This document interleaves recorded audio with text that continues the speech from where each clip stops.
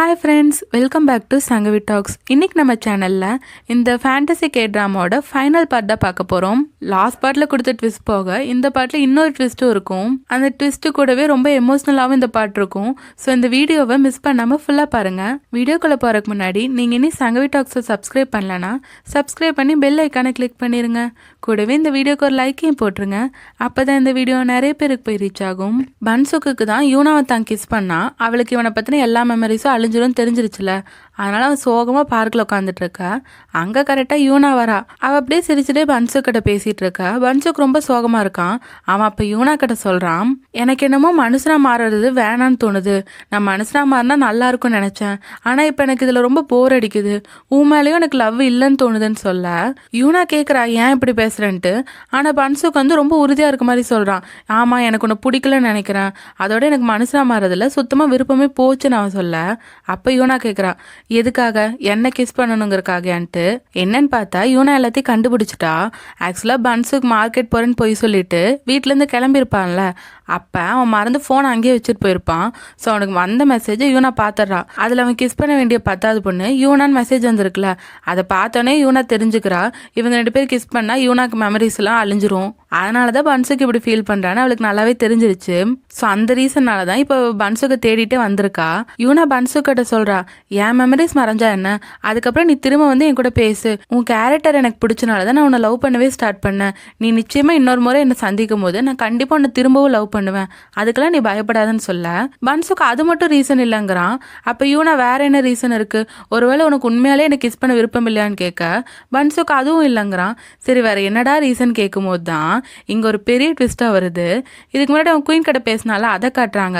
அப்போ குயின் என்ன சொல்லியிருப்பாங்கன்னா யூனாக்கு மட்டும் அந்த மெமரிஸ் போகாது. யூனாவை நீ கிஸ் பண்ணினா நீ மனுஷனா மாறிடுவில்ல, அதுக்கப்புறம் உனக்கும் யூனாவை பற்றின எல்லா மெமரிஸும் மறைஞ்சிருங்கிறாங்க. இந்த காப்ளின்ஸ்லாம் ஒரு காலத்தில் மனுஷனா இருந்து அதுக்கப்புறம் காப்ளினா மாறினவங்க தானே. ஸோ அவங்க காப்ளினா மாறினதுக்கப்புறம் அவங்க மனுஷனா இருந்தப்ப அவங்களுக்கு என்ன மெமரிஸ் இருக்கோ அது ஞாபகம் இருக்காது. அதே மாதிரி தான் இப்போ இவன் காப்ளின்ல இருந்து திரும்ப மனுஷனாக மாற போகிறான். அதனால இவன் காப்ளினாக இருக்கும்போது இவனுக்கு என்னென்ன மெமரிஸ் இருந்துச்சோ அதெல்லாம் இவனுக்கு ஞாபகம் இருக்காது. இந்த விஷயத்தை தெரிஞ்சோடனே பன்சுக்கு பயங்கரமாக ஷாக் ஆயிடுறான். ஸோ அதனாலேயும் தான் இப்போ இவன் யூனாவை கிஸ் பண்ண போகிறது இல்லைங்கிறான். ஸோ இப்போ பன்சுக்கு முடிவாக என்ன சொல்கிறான்னா, நான் 160 வருஷமாக தனிமையில் வாழ்ந்துட்டேன். அந்த தனிமையை வெறுத்து போய் தான் நான் மனுஷனாக மாறலானே முடிவு எடுத்தேன். ஆனால் இப்போ உன்னோட மெமரிஸ்லாம் அழிஞ்சிரும். அதுக்கப்புறம் நான் உன் கூட இருக்க மாட்டேன்னா எனக்கு அப்படிப்பட்ட மனுஷ வாழ்க்கையே தேவையில்லை. நான் காப்ளினாக இருந்தாலும் தனிமையில் இருந்தாலும் உன் மெமரிஸ் கூட இருந்தாலே நான் சந்தோஷமா இருப்பேன். எனக்கு அது போதும். இதுதான் என்னோட முழுமையான முடிவுன்ட்டு அவன் சொல்ல யூனா எவ்வளவோ சொல்லி பார்த்தோம் அவன் கேட்கல. இனி 1 மணி நேரம் கழிச்சு தான் நான் வீட்டுக்கு போவேன். அப்போ நீ வீட்டில் இல்லைன்னா நீ கிளம்பிட்டேன்னு நினச்சிவேன். ஆனால் நீ கிளம்பாம வீட்டில் இருக்கனா அது எனக்கு சோகம்தான் சொல்லிட்டு யூனா போறா. ஏன்னா யூனாக்கும் ரொம்ப வருத்தமாக இருக்கும் போல. அதை இப்படி காட்டிட்டு போறா. இப்போ பன்சுக்கு யூனா வீட்டுக்கு போயிட்டு அங்கே இவனோட திங்ஸ்லாம் எடுத்துட்டு இருக்கான். அப்போ இவங்க பிளான் போடுறதுக்கு ஒரு போர்டுலலாம் வரைஞ்சி வச்சிருப்பாங்கல்ல, அதெல்லாம் அழிக்கும் போது பன்சுக்கு பயங்கர கவலையாக இருக்கு. அதெல்லாம் அழிக்கும் போதே இவன் அப்படியே நினச்சி பார்க்குறான். ஆக்சுவலாக பன்சுக்கு ஃபர்ஸ்ட் கிஸ் பண்ண ஆரம்பிச்சிருப்பான்ல, அப்போலேருந்து எல்லா இடத்துலையும் யூனா அவன் கூட இருந்திருப்பா. யூனா கூட இருந்த மூமெண்ட்ஸ்லாம் நினச்சி பார்த்துட்டு பன்சுக்கு எல்லாத்தையும் அழிச்சிட்டு அங்கேருந்து அவனுக்கு கிளம்ப மனசே இல்லைதான். ஆனால் அழுதுகிட்டே அங்கேருந்து கிளம்புறான். இன்னொரு பக்கம் யூனா பன்சுக்கு கிளம்பியிருப்பான்ட்டு வீட்டுக்குள்ளே வந்து பார்த்தா அவள் ஃபஸ்ட்டு பன்சுக்கு இல்லைன்னு தான் நினைக்கிறா. ஆனால் திரும்பி பார்த்தா அங்கே தான் பன்சுக்கு இருந்திருக்கான். அவனை பார்த்தோன்னே போய் கட்டி பிடிச்சிக்கிட்டா. நீ தயவு செஞ்சு என்னை விட்டு போயிடாத பன்சுக்குன்னு சொல்ல திரும்ப பன்சுக்குன்னு சொல்கிறா. என்னன்னு பார்த்தா அதுக்கப்புறம் யூனா முழிச்சுக்கிற மாதிரி காட்டுறாங்க. ஒருவேளை இவ இப்போ பன்சுக்கு பார்த்தது கனவா இல்லை பன்சுக்கு உண்மையாலே வந்துட்டு கிளம்பிட்டானான்னு தெரில. ஆனால் யூனா ஒரு முடிவு எடுத்துட்டா. இதுக்கப்புறம் அவள் எப்படி இருந்தாலும் பன்சுக்கு மறந்து தானே ஆகணும். இது ஒன்றும் அவளுக்கு புதுசு இல்லையே. ஸோ இவ வந்து ஒரு ஆளை டேட் பண்ணதா மட்டும் நினச்சிப்போன்னு சொல்லிட்டு அதுலேருந்து மூவ் ஆன் ஆகணும்னு நினைக்கிறா. ஆனால் யூனாவால் சுத்தமாக முடியல. அவள் திரும்பவும் அழுதுட்டு தான் இருக்கா. பன்சுக்கு என்னை விட்டு போயிட்டான்னு சொல்லிட்டு அவள் எவ்வளவோ மனசு தேத்திக்க பார்க்குறா. அதுக்கப்புறம் அப்படியே சோகமாக ஜீசங்கோட கடையில் போய் உட்காந்துருக்க. அவன் வந்து இதை புரிஞ்சுக்கிட்டு அவளுக்கு கேக் கொண்டு வந்து தரான். அப்போ இவ கேட்குறா உனக்கு இன்னும் என் மேலே ஃபீலிங்ஸ் அப்படியேவா இருக்குன்ட்டு. ஆனால் ஜீசங் என்ன சொல்கிறான்னா அதெல்லாம் இல்லை, நான் மூவ் ஆன் ஆக பழகிட்டேன். உனக்கு தான் என் மேலே இன்ட்ரெஸ்ட் இல்லை, இன்னொருத்தங்க மேலே தானே இன்ட்ரெஸ்ட்னு சொல்கிறான். இவன் மூவ் ஆன் ஆக ஆரம்பிச்சிட்டான்னு தெரிஞ்சோன்னே யூனா கொஞ்சம் சந்தோஷமாக தான் இருக்கு. ஏன்னா யூனா ஃபர்ஸ்ட்லேருந்து ஜீசங் ஃப்ரெண்டாக தான் பார்த்துருப்பா. அதோட ஜீசங் கூட எப்பயுமே இவங்க 2 பேர் சண்டை போட்டுட்டு தான் இருப்பாங்க. அவங்க ரிலேஷன்ஷிப்பே அந்த மாதிரி தான் இருந்திருக்கும். ஆனா யூனா சோகமா இருக்க நேரத்துல ஜீசங் ஆறுதல் படுத்தியிருப்பான். ஸோ இந்த மாதிரி இருக்கிறது தான் எனக்கு பிடிச்சிருக்குன்ட்டு யூனா சொல்ல, ஜீசங்கும் ஆமா நம்ம 2 பேரும் அப்படி இருந்தா தான் நல்லா இருக்குங்கிறான். அதுக்கப்புறம் ஜீசங் யூனாவை நல்லா பேசிட்டு அவங்க அங்கிருந்து கிளம்புறா. அப்ப பாத்தீங்கன்னா யூனா யாரையோ பார்த்து பயங்கரமா ஷாக் ஆகுறா. இன்னொரு பக்கம் பன்சுக் காப்ளின் குயின் கிட்ட சொல்லிட்டு இருக்கான், இதான் என் இறுதியான முடிவு, நான் மறுபடியும் காப்ளின் வேர்ல்டுக்கே போறேன்ட்டு. குயினும் இந்த முடிவில் எந்த மாற்றமும் இல்லதானன்ட்டு கேட்டுட்டு இருக்காங்க. அப்ப பன்சுக் குயினை பார்த்து, நீங்க எந்த அளவு கஷ்டத்துல இருந்தீங்க, உங்க மனசுக்கு பிடிச்சவங்கள நீங்க கிஸ் பண்ணிட்டு உங்க 2 பேரோட மெமரிஸும் அழிஞ்சிடும் தெரியும் போதுன்ட்டு பன்சுக் கரெக்டா கேட்கறான். என்னன்னா அவனுக்கு தெரிஞ்சிருச்சு போல, கண்டிப்பா குயினும் இந்த மாதிரி மனுஷங்கள மாற ட்ரை பண்ணியிருப்பாங்க, அதுக்கப்புறம் தான் கிவ் அப் பண்ணியிருப்பாங்கன்ட்டு. ஸோ அந்த குயினும் அப்படியே எக்ஸோசிஸ் பத்தி நினைச்சு பார்த்து ஃபீல் பண்றாங்க. ஆக்சுவலா இதுக்கு முன்னாடி அவங்க அந்த மனுஷனா மாற முடிவை கைவிட்டிருப்பாங்கல்ல, அது காரணம் அவங்களுக்கு மெமரிஸ் மறக்கணும் மட்டும் இல்லை, குயினோட மெமரிஸும் மறந்து போயிடும்ல. ஸோ இவங்க லவ்வுக்கு அர்த்தமே இல்லாமல் போயிடும்ல, அதனால தான் அவங்க அந்த முடிவை கைவிட்டிருப்பாங்க போல. ஸோ அதை நினச்சி இந்த குயின் ரொம்ப ஃபீல் பண்ணிட்டு இருக்காங்க. இன்னொரு பக்கம் பார்த்தீங்கன்னா யூனா ஒருத்தங்களை பார்த்து ஷாக் ஆனால, அது வேற யாரும் இல்லை, அந்த எக்ஸோசிஸ் தான். ஆக்சுவலாக அவனுக்கு இது ஒரு ஈகோ ப்ராப்ளமாகவே ஆயிடுச்சு போல. என்னன்னா ஒரு காப்ளினே இவனால் கொலை பண்ண முடியல, அதை நினச்சி இவன் பயங்கர டென்ஷனில் இருந்திருக்கான்.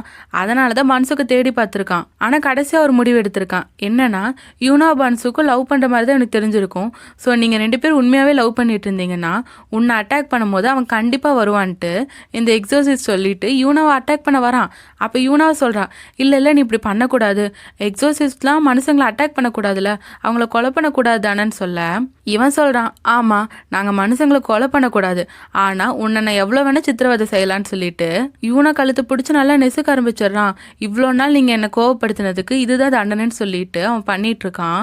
இப்போ அந்த எக்ஸோசிஸ் நினைச்ச மாதிரியே அந்த இடத்துக்கு பன்சுக்கு வந்துடுறான். இப்போ பன்சுக்கு அங்கே கத்துறான் அவளை விடுன்ட்டு. அதுக்கப்புறம் தான் அந்த எக்ஸோசிஸ்ட் யூனா விடுறான். நீ என்கிட்ட மாட்டினடா நினைச்சிட்டு அந்த எக்ஸோசிஸ் பன்சுக்கு கொலை பண்ண வர, பன்சுக்கே ஆல்ரெடி காப்ளின், இதுல இவன் வேற யூனாவை அட்டாக் பண்ணியிருக்கான்ல, அந்த கோவத்துல பன்சுக்கு அப்படியே நிறைய மந்திரத்தோட இந்த எக்ஸோசிஸ்ட் அப்படியே ஃப்ரீஸ் பண்ணி வைக்கிறான்.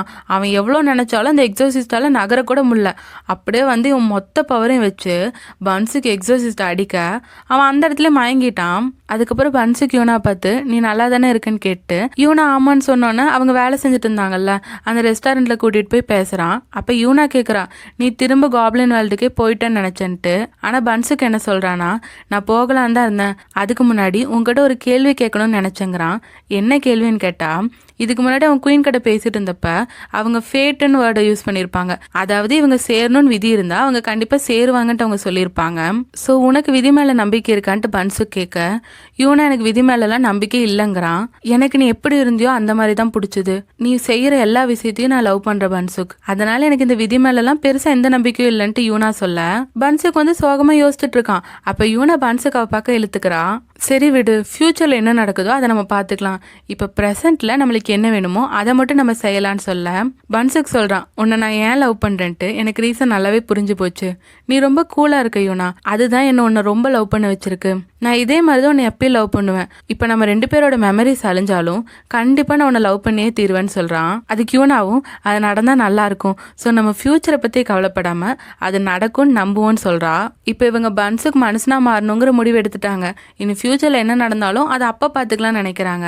ஸோ இப்போ யூனாவை பன்சுக்கு கிஸ் பண்ண பன்சுக்கோட இந்த மிஷன் முடியுது. ஸோ பன்சுக் கண்டிப்பா மனுஷனா மாறிடுவான். இதுக்கப்புறம் 1 வருஷம் கழிச்சு காட்டுறாங்க. யூனா சோல்ஹியும் ஜீசங்கோட காஃபி ஷாப்ல இருக்காங்க. அப்ப ஜீசங் சோல்ஹிக்கு நிறைய காஃபியும் யூனாக்கு வந்து கம்மியா கொண்டு வரான். யூனாவும் சொல்லிட்டு இருக்கா, இதெல்லாம் ரொம்ப தப்புன்ட்டு. என்னன்னு பாத்தீங்கன்னா ஜீசங்க சோல்ஹியை இப்போ டேட் பண்ண ஆரம்பிச்சுட்டாங்க. இதுல அவங்க வர ரொம்ப கொஞ்சிட்டு கிளிஞ்சியா பிஹேவ் பண்ணிட்டு இருக்காங்களா. யூனா ரியாக்ஷன் விட்டுட்டு இருக்கா, இதெல்லாம் பார்க்க சகிக்கலங்கிற மாதிரி. ஆனா அவளுக்கு அவங்க 2 பேரும் லவ் பண்றது ஹாப்பியா தான் இருக்கு. அதுக்கப்புறம் இவ கிளாஸுக்கு கிளம்பி போறா. என்னன்னு பாத்தீங்கன்னா யூனா இப்ப மறுபடியும் ஏதோ புதுசா கோர்ஸ் சேர்ந்திருக்கா போல, அங்கதான் போறா. ஆனா அந்த காலேஜ்ல தான் பன்சுக்கு இருக்கான். ஆக்சுவலா பன்சுக்கு மறுபடியும் மனுஷனா மாறிட்டான் போல. பன்சுக்கும் ஒரு அடையாளம் வேணும்ல, அந்த மாதிரி அடையாளத்தோட ஒரு முழுமையான மனுஷனா பன்சுக்கு மாறிட்டான். ஸோ அவனுக்கும் அவங்க காப்ளினா இருந்ததெல்லாம் ஞாபகம் இல்லை. இப்போ அவங்க 2 பேருமே கிளாஸ்ல உட்காந்துட்டு இருக்காங்க. அப்ப அங்க ப்ரொஃபசர் வராங்க. அவங்க என்ன சொல்றாங்கன்னா, இந்த டேர்ம்ல உங்க யாருக்குமே வந்து எக்ஸாம்ஸ்லாம் இல்லை, நாங்க ஜஸ்ட் ப்ராஜெக்ட் கொடுப்போம், அதை 2 பேரை பிரிஞ்சு செய்யணும், நானே ரேண்டமா நேம் பிரிச்சு நோட்டீஸ் போர்டில் போடுறேன், நீங்க பாத்துக்கோங்கன்னு சொல்றாங்க. ஸோ அவங்க சொன்ன மாதிரியே நோட்டீஸ் போர்டில் நேம்லாம் போட்டுறாங்க. அங்க பாத்தீங்கன்னா அந்த காப்ளின் குயின் வராங்க. அவ அவங்க என்ன பண்ணுறாங்கன்னா ஆக்சுவலாக யூனாவோட பேர் பக்கத்தில் சோயின்னு வேற யாரோ நேம் தான் போட்டிருப்பாங்க. அந்த நேமை மாற்றி கிம்முன்னு போடுறாங்க. ஆக்சுவலாக கிம்முங்கிறது தான் பன்சுக்கோட புது பேர் போல். அது இவங்க மாற்றி விட்டு இவங்களோட வாய்ஸ் ஓவரில் சொல்கிறாங்க, உங்கள் விதியை உங்களுக்கு பிடிச்ச மாதிரியே நான் மாற்றிட்டேன்.